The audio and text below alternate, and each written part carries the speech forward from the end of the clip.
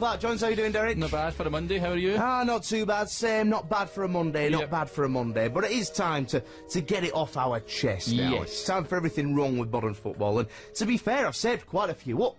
You know, they're all building up. They've all built up over the weekend. Yeah, crescendo of annoying things. Exactly. But I think we've got to go with the shirt first, Derek. I think this is only the right thing to do. Because you tweeted me this at the weekend, and I'm not going to lie, at first I thought, this is going to be fake. This is going to be a joke. Yeah. You know? But the more I've seen it, the more it's just generally annoyed me. I'll just describe it to you there at home. Imagine a lad, he's got a football shirt on, but it's not a normal football shirt. It's a Real Madrid shirt with Ronaldo on it, but the other side of it is a Barcelona shirt with Messi on it. And it's almost like like a half and half scarf. Yeah. But it's literally a half and half shirt, Derek. The biggest problem is, this shouldn't be a thing. You know? No. This shouldn't be a thing, because those fans don't look bothered by it. No. Imagine that if it happened anywhere else. Imagine someone standing up in Bradford City's End with a half Leeds, half Bradford shirt on, over at Ibrox with a half Celtic, half Rangers shirt on. It's a disgrace. It is. I'm not too sure who Mialdo is, but I don't think he's a good player. It sickens me really, but that's how football's going. I mean, I've seen the front of the lads that were wearing the shirt, and they're just laughing. It's like a tourist league down there, and especially in Spain. It's. I mean, they're just. I don't know what the thought process is there. Yeah. I mean, who's selling this merchandise for a start? Yeah, I agree. And it's aimed at tourists, and tourists think, oh yes, we'll get one of these, and no doubt charging a hefty amount for it as well, and you get folk willingly wearing them. But you're right, I've never seen anything like it before, and you just worry. We've seen the half and half scarves. They're bad enough. It's only a matter of time before this sort of monstrosity enters the British shores, isn't it? It is. And it'll start off. It'll be outside Old Trafford or the Emirates. I think. And then slowly it'll get down to the Championship, and before you know it, you're going to have half Barnet, half Yeovil shirts somewhere. You know, you're going to have them in the National League, and it'll just become a monster. It'll be a fad, and it'll really annoy me. And you'll have Frozen on half of it as well, because that seems to be. I don't know if you've seen those half and half scarves where you've got half of Frozen written over Bradford City as well. But it is a disgrace, and it almost, because this is possibly the biggest rivalry in the world of football. Real Madrid against Barcelona.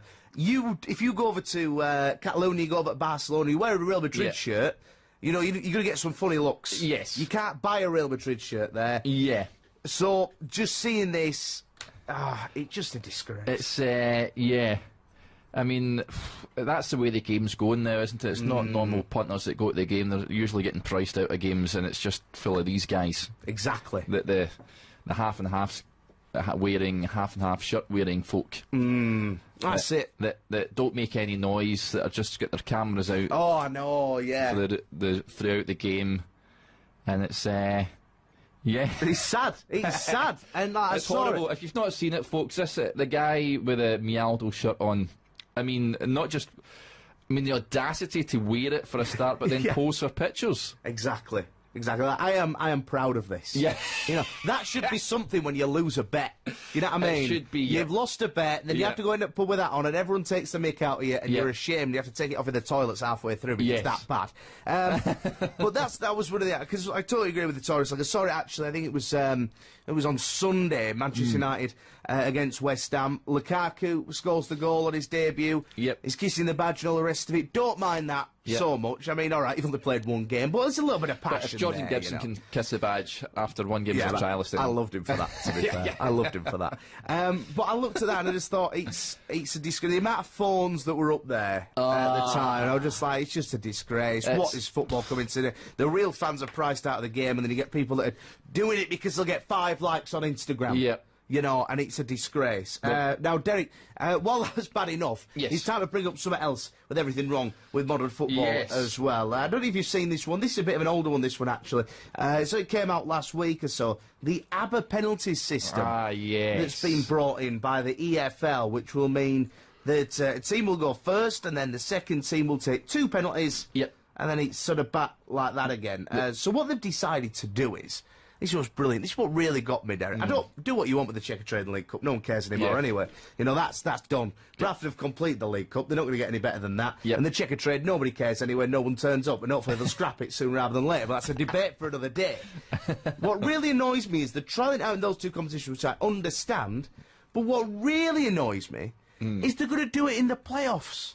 They're going to do it in the Football League playoffs, so they're going to trial it in the richest game in the world that's worth hundreds of millions of pounds. It can literally change the trajectory of a club for the next decade. Oh, I tell you what, we'll try it out in that. It's a joke, Derek. It's a joke. They've obviously went down the let's try and imitate tennis tie breaks, and it stinks for me. If it's not broke, don't fix it. I don't know why they're footering about with penalties. Yeah. What's wrong with it? Exactly. It is what it is, you know? You have the toss. Whoever wins the toss goes first. Exactly. Or second if they want to go second. And then it's just about the calibre of being able to take the penalties that'll sort you out from there on in. Back in the day, if there was a draw in a cup game, they used to just have a coin toss and the winner of the toss goes through. Yeah. So then they introduced penalties. Let's leave it at that. Exactly, I agree. I agree. What we're going to do, go back to the coin toss again. Exactly. Yeah, might as well at this point. Imagine, £100 million on the line, Huddersfield against Reading, heads or tails, Wagner. Yeah. Heads or tails, son. You know, I mean, I can understand if you were to do something different for the playoffs. For example, if you got to the final, it was about how many goals you'd scored throughout the season, so it creates a more attractive type of place. Something along those lines, I could understand the thought process behind it. To change the penalty system to somehow this makes it fairer, I'm not having it. And I don't even like the abbreviation, annoys me. The ABBA. The name the ABBA is just some sort of catchy name. What does that mean? Well, apart from the obvious... I'm reading here, Team A, Team B. Yeah, that's it. So it'll be Team A, then Team B, Team B, Team A. Rather than it being Team A, Team B, Team A, Team B. His headline writer's dream, to be fair. You know, whichever one of us is doing a match report when the ABBA system's played. The ABBA back catalogue's coming out. Oh, that's it then. Winner takes it all. Yep. You know, Chiriquito, if West Ham are playing, you're sorted then. I hope that one of the Yorkshire teams does West Ham in the League Cup. They can try that, and then the headline writes itself, Derek. We're done, we're sorted. Just praying it goes to penalties, aren't you? Yeah.